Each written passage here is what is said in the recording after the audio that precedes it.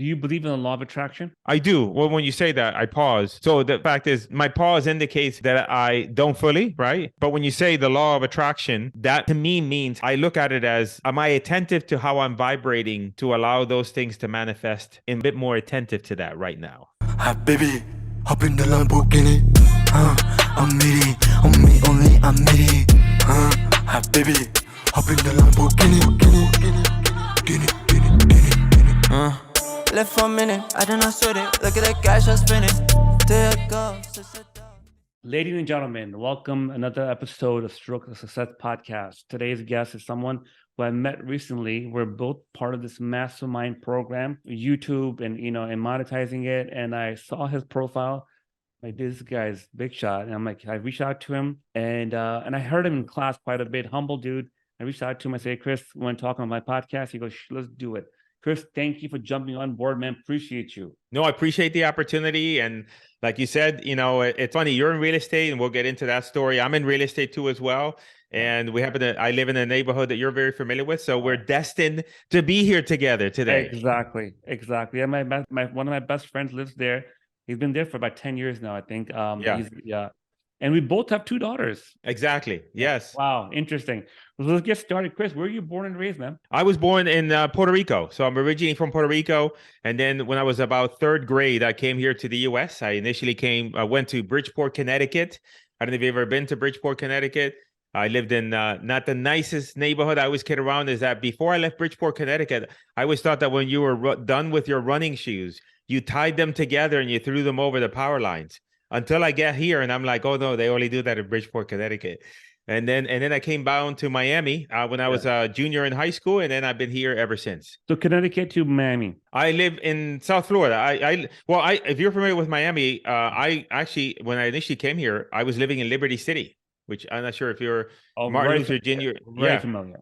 I went to Edison Senior High, so that's where I lived. Liberty City. Liberty City. I grew up in the hood. For those people that don't know, it's just a bunch of mansions and Bentleys down the road and Lambos. I'm joking. I'm teasing. Yeah. Why'd your parents pick Liberty City, man? It wasn't that. Actually, a good part of my parents' family was living in Miami around that area, and it was just more of an economic decision. We just couldn't afford to live anywhere else. When I first came down here, I was living in a, which is, I still know the address, 4217 Northwest 2nd Avenue, but now the house has been torn down. I lived in a little frame shotgun house. You know when I say shotgun house means, just a row house. And I remember in high school, I was always embarrassed about the house. I would never allow my friends to pick me up at the house because I didn't want them to see where I lived. And so it was just out of circumstance. We just didn't have enough money. And so we just, we came and we lived where we could. That's interesting. What'd your parents do? My mom never worked. She worked. She's never really worked. And then my dad is just worked in a variety of different things, but not any one particular industry. He was a factory worker in Bridgeport, then came down here and just a variety of different odd jobs. Doing the best he could. But he didn't have any particular trade. So I was the first one that actually went to college in the family. What college did you go to? I went to Florida International University. FIU. Awesome. FIU. And I got a degree in accounting. Oh, interesting. Yeah. The Miami, the South Miami Kendall branch, or the North Miami Beach? No, it was the South. The South. That's the main one, the main campus. Yeah. When did entrepreneurship enter your life, on your mind, before life, in your mind? It's funny because as a kid, I remember when I was living in Bridgeport, Connecticut, I started thinking, wow, wouldn't it be great to be an executive and make like $1,000 a week? That would be like being rich. Being the fact that you're from a family that doesn't have a lot of money, because when we were in Bridgeport, we lived on welfare and food stamps. And, to me, there was always a lack of money. So I wanted to, figure out a way to make more money. So that was always a thing that was always an interest of mine. Like, I got to figure out a way to make some more money, right? Because there was just always a lack of it. So I think it just came out of necessity more so than inspiration. Wow, that's insane. There's a need. You have no choice. Some people sit there and say, well, I'll become a doctor, I'll become this. But you had to hustle. 100%. I needed, I went to college. I think there was a thought that I just mentioned, but I think for the most part, I think I was just I hated having a job. So I remember going to college, and then you work a job, and they tell you where to, when to come in, when to have lunch, when to go to the bathroom. And I said to myself, this sucks. I don't like any of this. Sucks. So I'm like, I gotta get the hell out of here. But I can't get the hell out of here because I need the money. So I gotta figure out a way, make some money so I can get the hell out of this place. And so that's kind of like the genesis of me trying to figure out, okay, what's a good money making opportunity that I can get involved with to make it happen. That's insane, man. Siblings? You have brothers and sisters? I have a brother, but we don't really communicate with each other. So for a variety of different reasons, we're become estranged. And so I see him every so often, but not really close to my brother. Got it. I was wondering I was just asking that because wondering how his mindset is. Is he an entrepreneur also, or? No, unfortunately, he's. It's funny because when you think about how you grow up, you think about your parents, and so you could probably relate to this. That you can see part of you, part of who you are from your dad, or maybe part of who you are from your mom. And I think I got my dad's genes, and he got my mom's genes, and my mom's, to put it lightly, it's just a different personality. So he's never been one to be entrepreneurial and just always had a struggle. Always had a struggle in life with a variety of different things. Got it. Enough. Yeah, I respect that.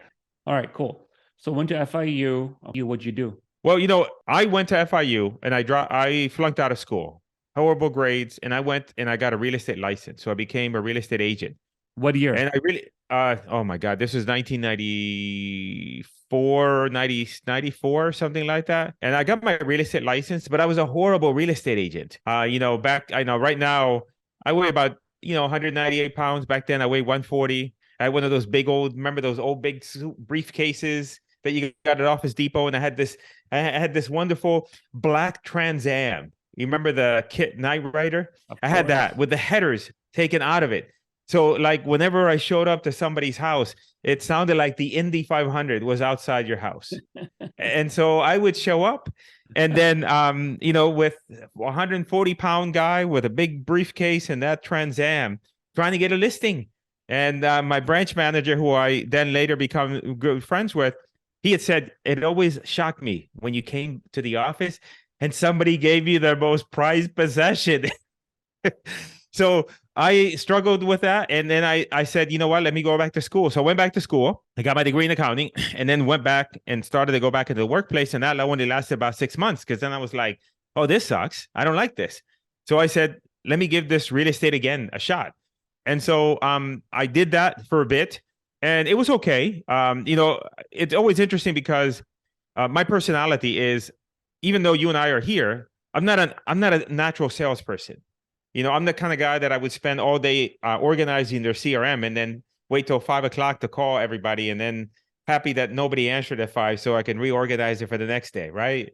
So the opposite of what a great salesperson would be.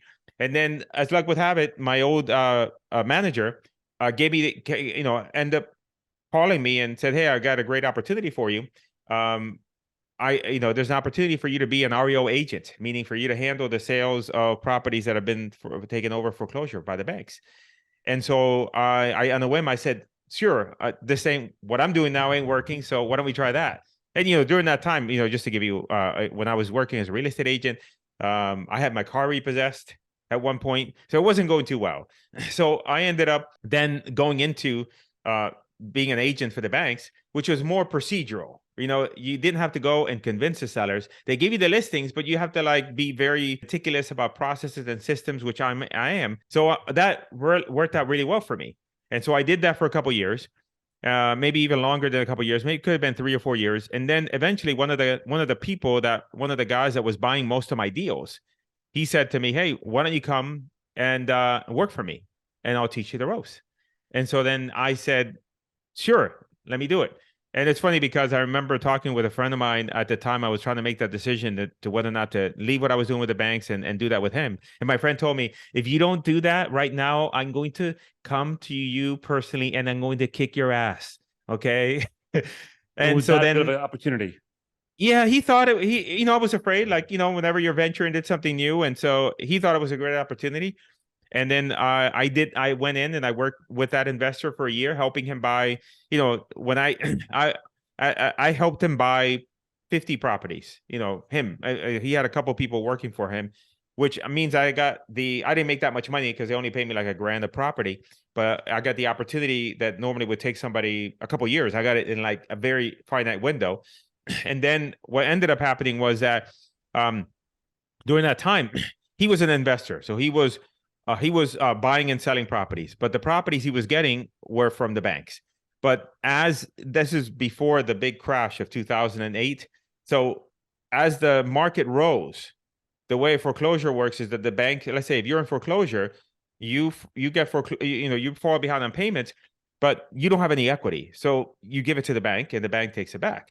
But during that time, values were increasing. So that means that if I was in foreclosure, I had enough equity to just go ahead and sell the property out in the open market.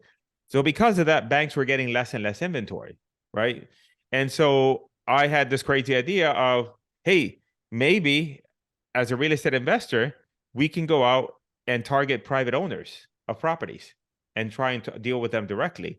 And so then that was my transition into real estate, into me going out on my own and doing real estate wholesaling, which is where you're, most people think about real estate investing as you're buying a property, fixing it up, and then reselling it versus becoming just a finder. So as a real estate wholesaler, it's kind of like being a property finder. You find a deal, you pass that deal to somebody else, and you become the middleman for it, which is what we're doing now. But that was kind of like when I started that, which was around 2003 or 4, I think. Okay, so stop there for 1 second.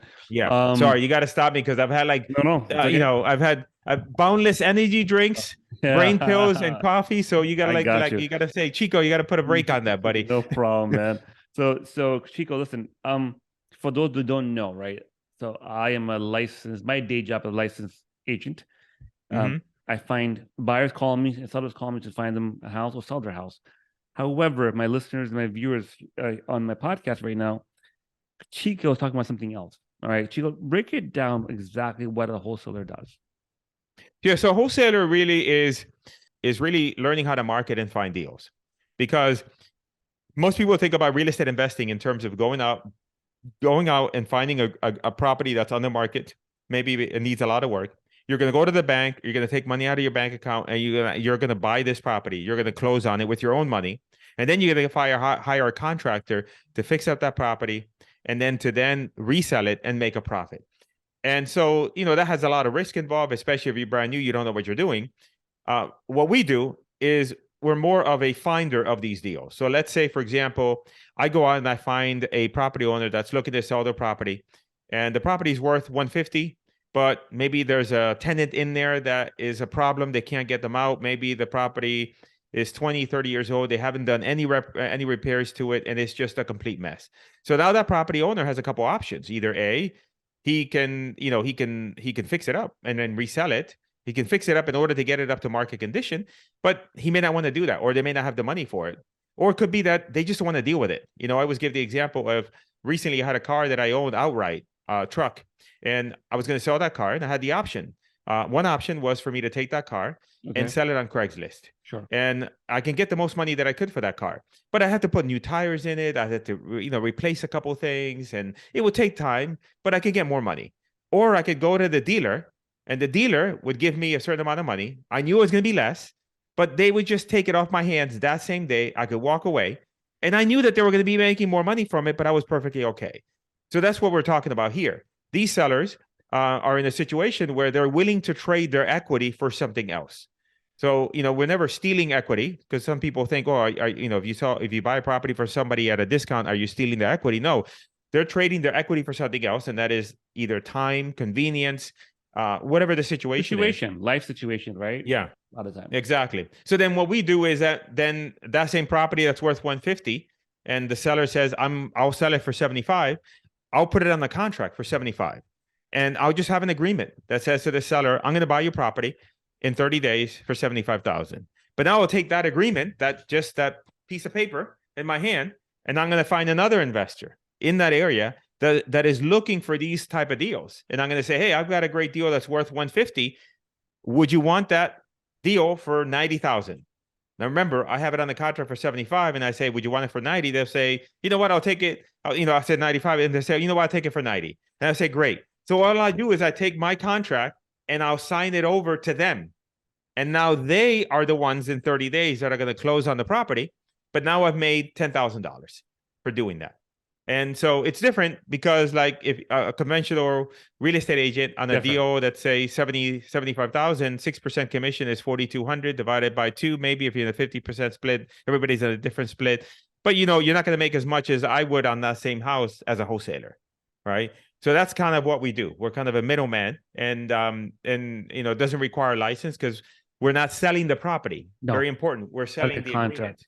Agreement. Yes. Hey, Chico, question. You said, so your math was you negotiate the property with the seller for 70,000. KB here said, "Hey, I'll give you put on the market for 100,000." He said, KB said, "Hey, I'll give to you I'll buy it from you for 90,000." Right. You take home the margin? The 20, yes. Yep. And that's the money that we get. There's a terminology for that, right? Assignment fee. Assignment fee. Yeah, assignment fee. So ultimately speaking, you pick your own assignment fee and negotiate that. Yeah, we negotiate that. Obviously, the assignment fee, you have to leave enough meat on the bone for the other person to make money, right? Because otherwise it's not feasible for them. And now the interesting thing about this is that we do this without ever physically inspecting any of the properties, without actually meeting with the property owners in person, without meeting with the buyers.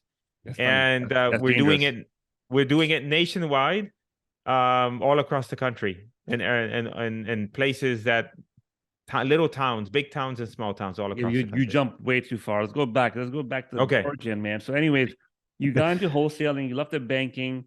So how old were you when you got into wholesaling? 30? No. Probably late, somewhere in my 30s. Yeah. Okay. It's hard. It's if it was 2001, 2004, maybe I'm thinking if it was 2004. Okay. 20 years ago. I was about 33, 34, maybe. Okay. So interesting. That's the time where the market was I was a real estate agent in South Florida at that time. The market was high. It was about to climb up, right? In 2008, it popped 2008. Boom. 4 years run we had. 3-4 years run. Yeah. So that's why you became a wholesaler. Right. Right before the market crash. Your first year, you remember how much you made? I was making, I was just thinking, I went from making, initially when I first started, I was just making a couple, $2,000 or $3,000 a month. And then within about 6 months, I had my biggest month in 1 month that I made like $110,000 in a single month. But I think I was just thinking out loud. I think I was doing about 400 to 450 a year. What year? Year 2, year 3? Put some time into it, no? It went up rather rapidly because no, I mean I made only about, like, when I was working with that other guy, I made like 50 grand. Then the next year, then I left him, and then I kind of struggled a little bit the first part of my time on my own, and then I figured out the marketing, and then I think I doubled that. But then the first full year, I was making 400K consistently. That's amazing. Right up, yeah. But it went fast because of the I was able to figure out a way to market that nobody else is doing, and so with that, I was able to have success rather quickly. And then I had other people also that were helping me, but it went up pretty quickly, fast. 400 was take home, or that before paying all the expenses? Do you have expenses back then? No, it was only direct mail cost. We didn't have that many expenses. Everybody was virtual. I think I netted maybe somewhere around 350-ish or something like that. Let's see, back in 2002, 3, that's a lot of money. It's a lot of money now, but back then it was crazy. Yeah, and I was spending it like a sailor. I heard that story. That's going to get into that. Let's talk about that. So year 2003 to South Beach was my playground, man. Back then, I made good money in real estate. I was 21, 22 years old. Okay. I had a company I was working for in Coral Springs called Complete Mortgage Financing and Real Estate. Mm. I used to get my commission on Friday. I used to go to South Beach and blow it all on stuff between Friday and Sunday. Come back Monday broke. Tell me your story. How'd you live the life of luxury in Miami, Florida? Well, I mean, it was just, when you don't make a lot of money and then all of a sudden you make a bunch of money, then you end up just, you got a combination of things. You end up just spending it. And then also you think it's just going to continue to flow like that forever. But, I think it was just probably the same thing as you. I was going out to clubs, going out to restaurants. I was with my wife at the time. My wife had been together. My wife and I are high school sweethearts, so we've been together for a while. And so we traveled extensively. Like there were times where like I had one where, like, as if you and I were, we got together on Sunday for brunch, and you told me, I had a friend of mine. He's like, "Yeah, we're going to Europe next week." I'm like, "Really? Where are you going?" And then he told me, I'm like, "Hey, what if we meet you there?" And be like, "Yeah, you can meet me there." And I think he was thinking, yeah, whatever. People tell me that all the time. Next thing you know, I'm like, "Hey, my flight is coming in." And he's like, "Oh, shit. Okay." So, and I bought, expensive cars and everything else. And so, and back then I was young. So you don't think, I didn't think anything about like, hey, you know what? All these properties are coming through your hands. Maybe you should just keep a couple, right? You live and learn, I always say that it's easy to judge yourself on the mistakes you made in the past. Yes. But to a certain extent, the mistakes that you make in the past are the ones that put you in a position to do what you do today. Yeah. Good point. So I'm always mindful of that, not to hit myself over the head too much. Listen, that's a lot of really good money. What type of car did you have back then? I had a couple cars, all of them BMWs, but the most expensive one I had was a BMW 650i back when they first came out. Wow. I think it was like $90,000, which was, back then, a lot of money. That's a lot of money. Yeah. So it was a fun car to drive. And I felt like Batman, because when you drove that car, it had the run flat tires. And, if you saw an opening on the highway, that opening was yours. I-75, huh? 75. Yes. Yeah. I took the car to Tampa, and then a cop stopped me because I was going too fast. And then he stopped me. He's like, "What car is this?" Like he couldn't even figure out what it was because it was like brand new model that nobody had seen before. What year was this car? I'm gonna look it up right now. You got me curious. It was a 2006, I believe. 2006 BMW. That's when they came out? Yeah. Oh wow, let me check it out. BMW 650. Yeah. 2006. Yeah. Did you go to nightclubs a lot? Yeah, I went everywhere. Yeah. Even places I can't mention on the podcast. We all know. That's what South Florida is known about. Listen, I probably saw you there. Yes, we're probably there together. At the same time. Hey, that's okay. My wife knows I used to go to those places, so we're good. Knows it too, right? As long as the wife knows, and that's the thing of the past. Yes. There has to be a climax here in the story where, man, some people say, "Well, I lost it all and I rebuilt, or I did this and I went there." Anything like that in your story? Yeah, I mean, lots of them. I mean, back in 2008. So what happened in 2008? We're making all this money, and all of a sudden the market, and I kind of felt like something was gonna go amiss, and it just dropped. Like the South Florida market just completely stopped and halted, very quickly within a couple of weeks. And so I was in a position where, I was spending a lot of money per month. And then, one thing is easy to ramp up your expenses, but it's not so easy to ramp them down, right? When you have to. And so then I ended up just falling into financial difficulties. Basically I had to stop paying, my credit went to shit. I lost a lot of credit cards. So this day, American Express, I can't get, I used to have a nice platinum American Express. Now I'm like their black sheep.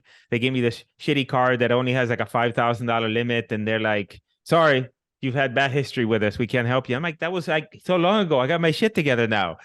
I fell into, I fell behind on the house that I was living at also as well. So I'd falling into foreclosure. And then, this is the one in Hollywood, actually. It's funny because I haven't, I part of the thing, you and I are in a group together for coaching, and one of the things is telling your story, and this is a story that I'm telling you that I haven't told before, so you're the first to hear it. So I ended up falling into financial difficulties, and at the time I then fell behind on my mortgage payments, and so then I 3 months passed by and I got served, foreclosure papers. They filed a lis pendens here in Florida. In Florida, that's what they file, because it's a judicial state. And so, one of the things that I'm really good with is I never get frazzled at all. Like, you could throw everything at the kitchen sink at me, and my wife will tell you, like, she can't remember the last time I was angry or upset or anything like that. So I'm very so I was, yeah. So I sit down and I look through. I'm like, well, let's look through this thing. So I sat down and looked through all the mortgage documents. And then I noticed a particular thing that was interesting about the foreclosure suit. And they said that they needed the court to make an exception because they had lost the original promissory note. And then I was looking at that. I'm like, well, that's so odd that they would make an exception to that. So I said, let me do some research on that. So I started to do some research on that. And I figured out that because of the securitization of the mortgages, that a lot of the banks were having a problem with locating the original note, and that was a requirement for the foreclosures. So I started doing a little bit more research, and I found out that there was a couple of attorneys that were litigating against the banks, right, against them on a foreclosure suit, and one of them had won. So I was like, okay, well, I need to talk to this guy. So I called the attorney, and it was a decision point, right? Because at that point I was still kind of behind, and so it was difficult to catch up with all the payments. So I'm like, let's see, maybe this could buy me some time. So I ended up getting the attorney, and then we filed a countersuit with the bank. And the countersuit was that, hey, you have no right to foreclose. How do we know you're the real lien holder? Because you don't have the original promissory note. And so that ended up like putting that whole thing off for like 2 years. So now, I was way behind on the mortgage. So now it was 2 years without paying a mortgage, without paying any property tax or nothing like that. I was a point of no return. I had to keep on going. So then, by luck and circumstance, there was a big attorney here in Florida that I think it was David Stern. Yes. It was Stern. He's huge. That he had a big, he was the one that was dealing with all the foreclosure in Florida, but he was falsely documenting and doing some other stuff. And so luckily my case was with them. So when that thing happened, that then halted all the cases that they were working on. So that bought me a couple more years, right? So then, so meanwhile, I've been, I'm back on my feet and everything else, but I'm kind of stuck because, like, I'm not going to pay them all this money that I owe them now, right? It doesn't make any sense, right? Because then, so I'm just kind of in limbo. I'm like, all right, I got to ride this out and see what happens with it. So it ends up being that then, at the end, it ends up being that I get a second attorney and I fight them for like 6 years, 6 years without paying a mortgage, without paying taxes or anything like that. And then finally, we go to the final thing. I go to court with them. We have a trial and I lose. So now that's it. The gig is up. I'm like, hey, listen, I wrote this as best I can. It was my decision making at the time that, that was my best option, but it is what it is. And then as luck would have it, then, I went out and I said, well, we'll rent someplace and then we figure out where we're going to go. I put a deposit on the property, on the rental. And right before, like the day before I was supposed to put the second deposit on the rental, I get a fax from my attorney. And the attorney says, meanwhile, while this was happening, I had a second mortgage. They backed out. They sent me a note, said, hey, don't worry about us. We're good. So the second mortgage went away. Then the first mortgage was like $500,000, by the time you add all everything up. And they sent me a notice because now Aquin had it. And Aquin said, hey, we can reinstate your loan and cut your principal balance by $200K if you still want the house.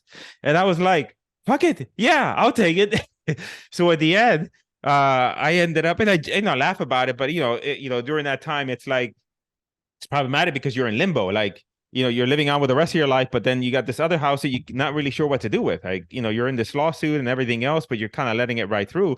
But at the end of the day, basically, they reduced my mortgage by like $200,000 and completely forgave all the costs and everything. And so I ended up like having a great deal and nothing on my credit, because we fought that as well. And so I was like, Worked out oh, perfect. that worked out rather well. Yeah. You got So very lucky. yeah.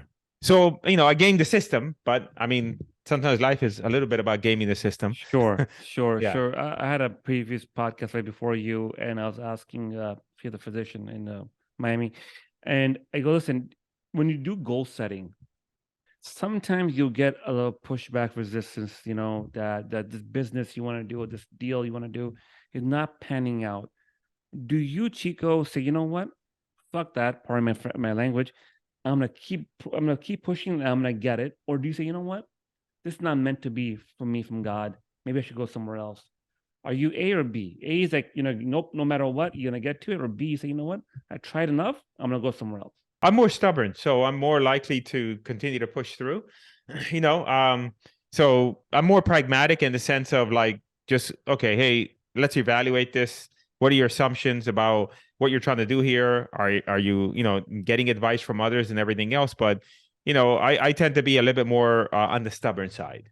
Yeah. If I'm going to do something, if I have my mind set to it, then it's very difficult to get me off track. That's insane because you're hyper focused, I can tell. I am. I'm very methodical. You should see my packing list. I don't know about you. Do you when you pack, do you have a packing list template? I do, but not that big though. Very minor bullet points I need to do. Oh no, mine's extensive. It's broken up into categories between the clothes, electronics, documents, everything. And then 2 weeks before I travel, I start fleshing it out, especially if it's a long trip. Like we're going to go to Europe over the summer for almost a month. So like, I really got to be meticulous. So I'm a planner. Like excuse me, I don't even know if I'm supposed to swear on this. Please go ahead. Yeah. We're open to swearing. Yeah. But I'm very meticulous, which is, Okay. there's positives and negatives. Everybody has their superpower, but it's also their kryptonite too, as well. Sure. How's your wife? By the way, what's your wife's name? Roz, R-O-Z. Roz? Yeah, Roz, R-O-Z. How's Roz's personality compared to yours? She's definitely not as methodical as I am, but she still is to a certain extent. So I think that one of the key things is I'm a big fan of she's taking the test. I'm a big fan of personality test. The one that I take most often and I have everybody in the team take is the Kolbe Index. There's one called DISC, D-I-C. It's a very similar, yeah. So in the DISC personality, I'm dominant. And then there's the one that talks about just being very meticulous, right? Okay. So, I think with business as well as even personal relationships, let's say that if I was very meticulous and my wife was completely not that way, just all the way in the other end, it would be difficult, right? Yes. Because there's too much disparity. So she's closer to my end, but not as much. So she's a little bit more looser, but she still has her structure and everything else. But I think that's the reason why. We've been together now for, I think, married since 2000 and together additional time after that. So closely, maybe 30 years probably now at this point together. Dude, you got married young. Well, no, I got married late, but we were together for a while. Okay. Before we got married, and then we got married in year 2000. Okay. And so we've been married about 23 years and then together another 6 on top of that. Yeah, but in 2000, you were young, man. Like 2000, you're only what? How old are you in 2000 30. Right now? Yeah. Somewhere in my 30s. Yeah. Question. Your daughters, are they similar like you or, very organized and very by the, It's funny. One of them is very organized and meticulous and on point. The other one, we have to like really push. Yeah. And so part of that is actually we're going to have them take the personality test as well, because part of that is not trying to force them to be something that they're not. So we have to kind of work around it, right? That's really good. Yeah. Yeah. So you had that big setback. The market shifted on you. You probably did some things you probably looking back shouldn't have done, not overspend the way you did, but you got over it, which is amazing. It's a hurdle you went over. What happened after that? So you say your wife was in the medical field, by the way? Yeah, she's a pharmacist. Did she work at that time? Was she working full time? Everything going on? A little bit, but we started having kids. So she was busy at the house with the kids. So she wasn't, so it was mostly me. And then after that period, I think what happens is that even right now, is really when I feel like in my most recent years that I kind of, that whenever you're in that particular situation, it does leave some scars, both emotional and it takes you off your game. So I think that kind of era of my time, I think that I allowed that thing to happen. I allowed that situation to affect me too much. Like it took my mojo out of me, and it took me a while to get it back. Because you have imposter syndrome. You feel like, oh man, you really screwed this up, and then now like you go through all these different things that you think about, and eventually you get to the point where now you come out of it. So I think I stayed too long in that negative state. Do you believe in the law of attraction? I do. Well, when you say that, I pause. So the fact is, my pause indicates that I don't fully, right? But when you say the law of attraction, yeah, I guess I've been reading more. There's a guy named Frederick Dodson. Do you know who that guy is? So I've been reading more and listening to some of his stuff and trying to be more open to that. I'm a big believer, and maybe this is kind of the same. Your vibration state. Recently, I've been thinking about. There's a couple people that I follow online that recently I've been following.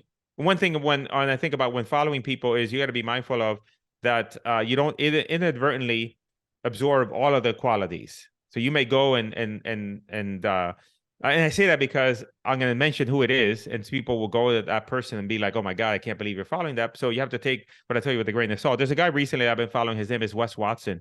He's a big guy on social media. I know him really well, really well. Okay, so one thing about him is that he operates a particular way. Yes. Doesn't mean that I'm going to be like him. Everybody has their own way of being. But I when I think about him, I think that he is vibrating at a different frequency.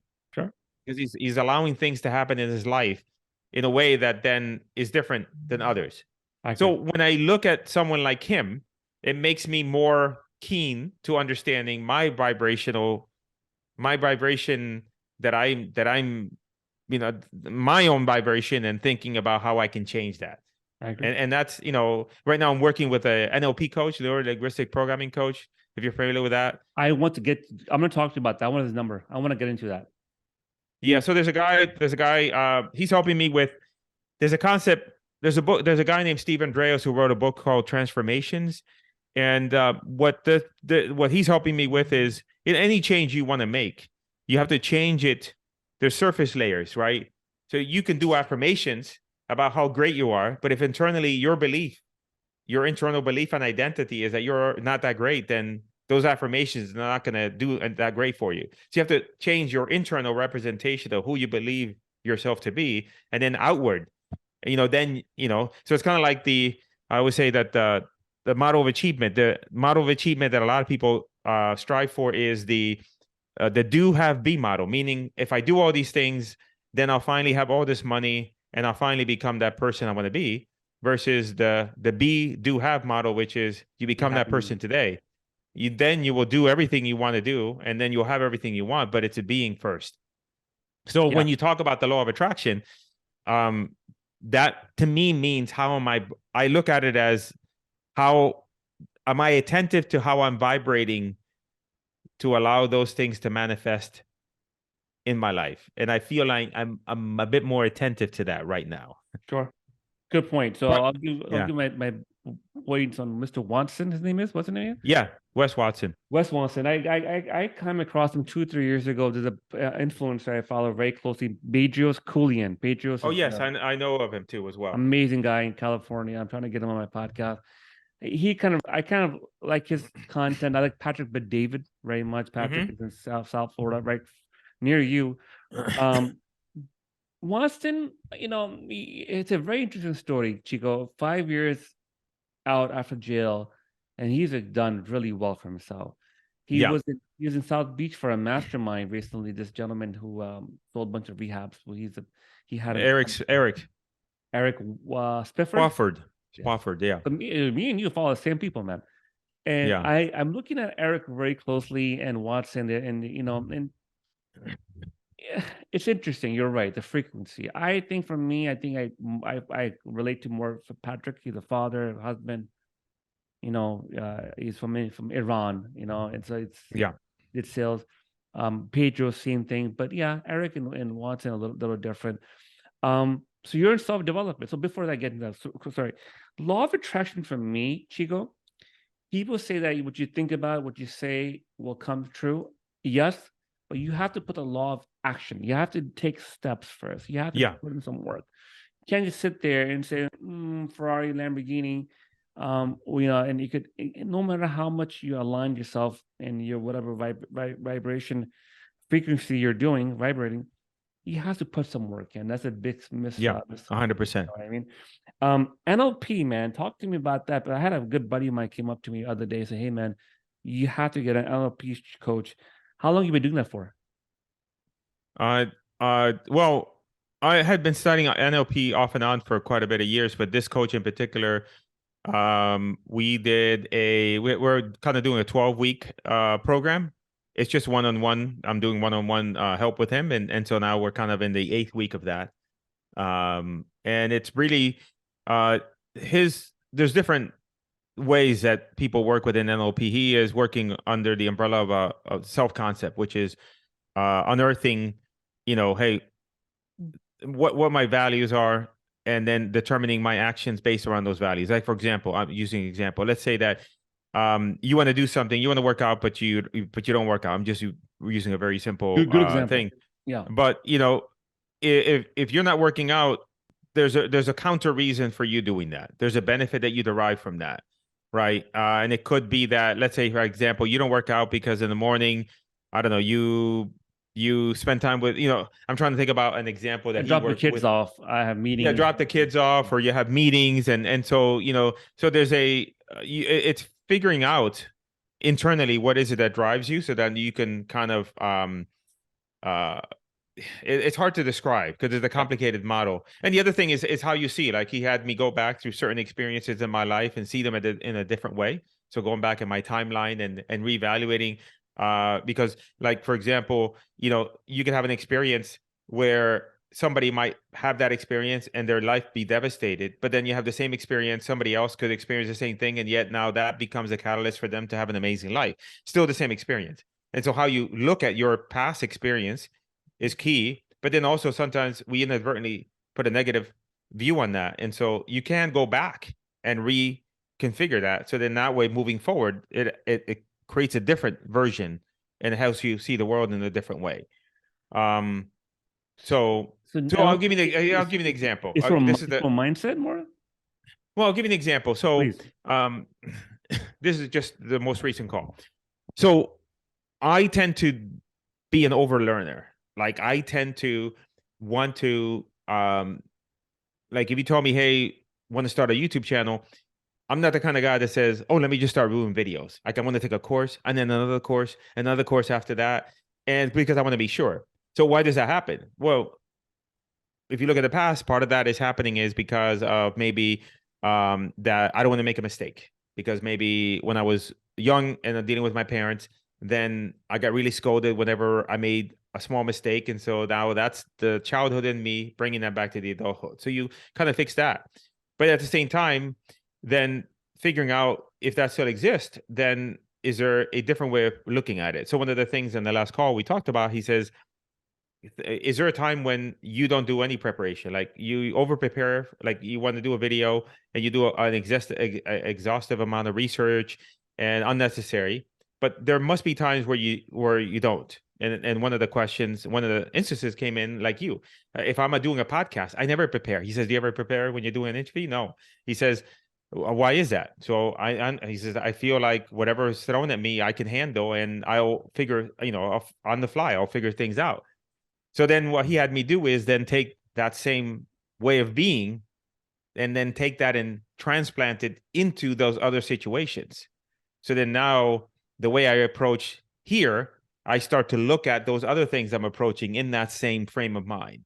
I'm oversimplifying it because it's been a long process, but it's kind of like understanding how the mind works and fine tuning it, right? It's a different way. If somebody says, oh, I can't get myself to work out in the morning. One way is somebody yells at you and say, come on, you dirtbag, work out in the morning and call me tomorrow. Let me know you worked out. That helps for some people, but other people like me, which are more complicated and fucking crazy, it's like you need to like really dig in there and fucking dissect the whole thing and take it apart and then put it back together so that it works the way it should be. So that's kind of like what I've been working on. I'm sure it's really helpful, Ben. And a lot of people told me NLP helped them succeed levels that they never thought it would. Yeah. I'm sure you Well, heard the same. Yeah. It's just, at the end of the day, it's a very methodical system, and I'm very methodical. So it fits my frame. It fits some people's motivational strategy is just as long as you get them excited, that's it. They're going to forget about everything and they're just going to go. So part of that is, I think, understanding how you are to then try to figure out a way to get you the right help you need, because it's not all one size fits all, obviously. NLP helps people sell too, be better in selling, consulting. Is that true? How did that do? Yeah, well, there is there's a guy named Kendrick Cleveland who is a NLP guy that teaches persuasion. There's different, NLP, there's different layers of NLP, right? And NLP, when it comes to selling, is mirroring and matching, which I think you probably heard of.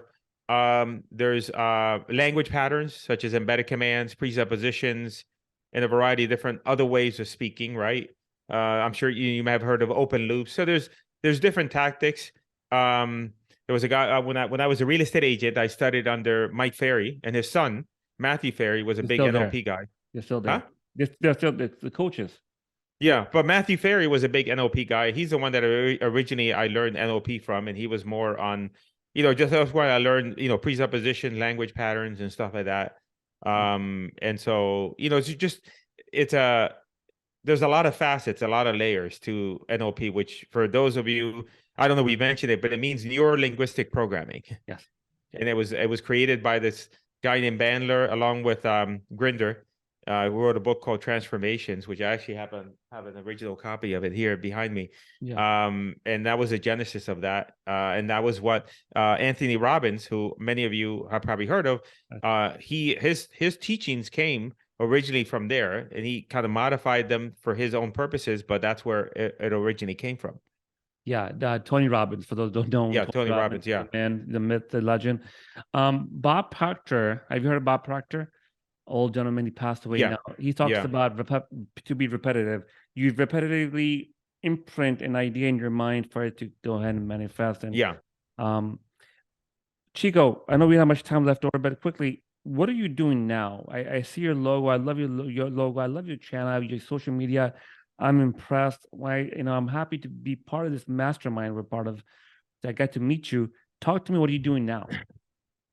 I feel like the path that I'm on right now is kind of like, and it's interesting. You see, we're in this program.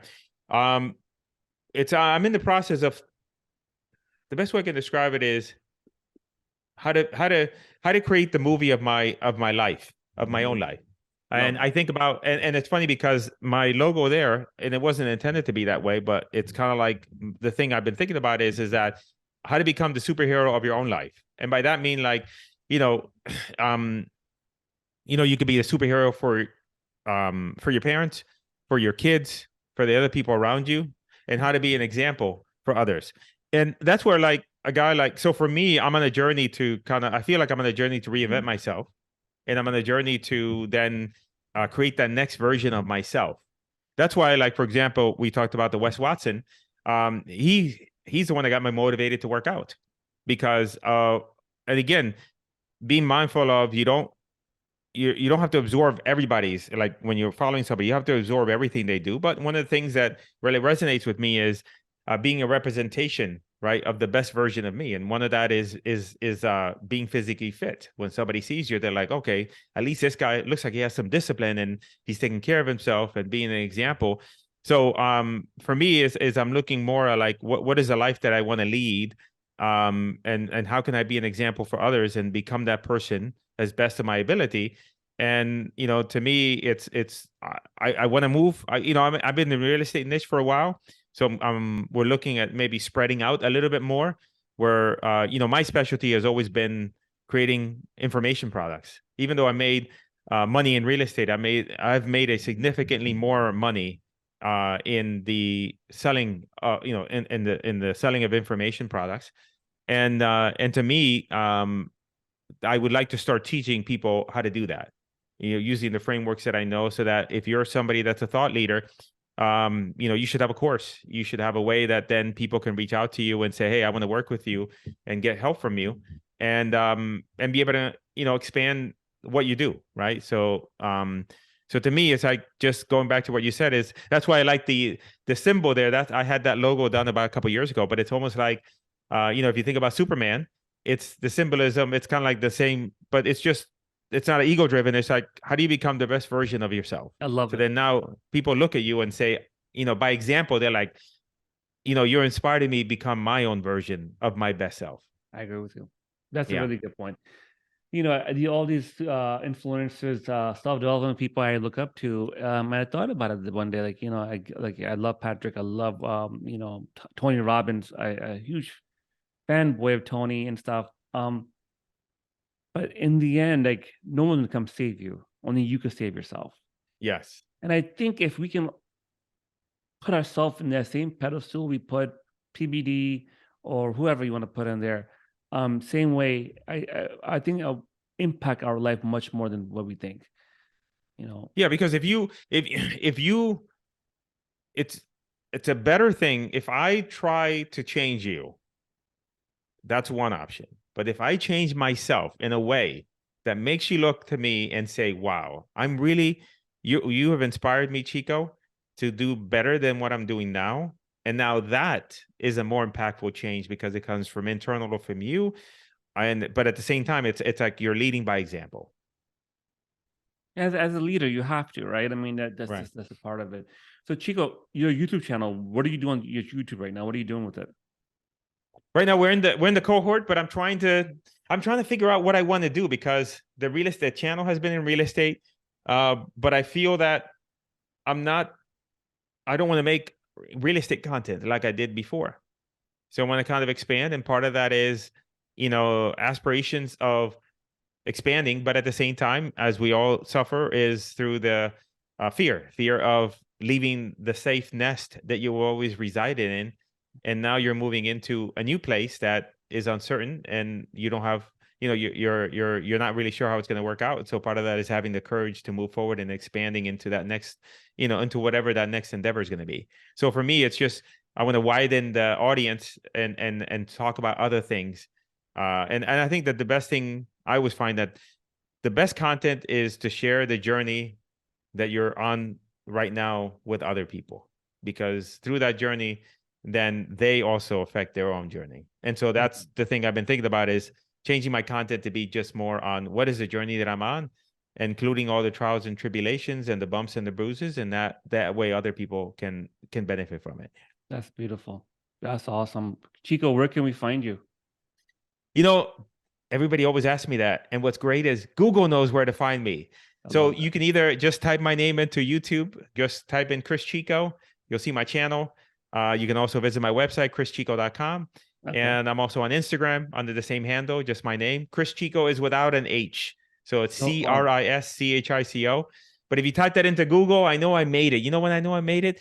When you type it and you misspell my name and Google says, did you mean this guy? Yeah. There you go. Yeah, that's it. That's it. I'm following you. Awesome. This is amazing. Good stuff, Chico. Well, thank you, Chico, for jumping on board. I'm gonna probably do a face-to-face. I like face-to-face better, more energy, and we can exchange ideas. We'll be in touch, man. You found a friend of me, man. Thank you for doing this for my channel. As you know, we're on the same journey to better our YouTube, our content. Along with interviews, I'm gonna probably do some self-development videos. You're probably gonna get a preview of that. So yes. But awesome, Chico. Awesome. And if you're in Orlando, let me know. But we come back and forth probably every month. Every 45 days, we're there in South Florida. Our kids are young right now. And so my in-laws are there. So we come and stay with them. But awesome, Chico. Thank you for joining us today. Thank you so much. Thank you very much. Thank you. We'll be in touch.